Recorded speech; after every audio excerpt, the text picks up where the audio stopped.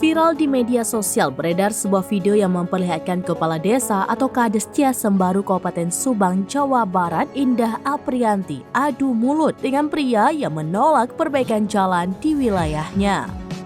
Video tersebut viral di berbagai media sosial usai Indah mengunggah peristiwa itu ke akun TikTok pribadinya pada Kamis 13 Juli 2023. Dalam video tersebut tampak oknum itu mengklaim ia mewakili sejumlah warga yang tidak setuju dengan perbaikan jalan.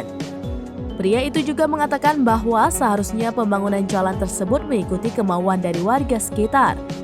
Namun saat ditanya Indah siapa saja warga yang tidak setuju dengan perbaikan jalan itu, pria tersebut tak bisa menjawabnya.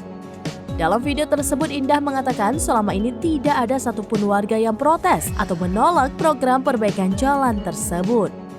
Untuk itu Indah mengaku heran dengan pria tersebut yang mengatakan banyak warga tidak setuju dengan perbaikan jalan.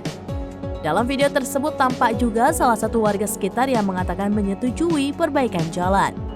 Warga tersebut juga meminta agar pria itu membuktikan siapa saja yang tidak setuju dengan perbaikan jalan. Mendengar hal tersebut, pria itu pun tak bisa menjawab.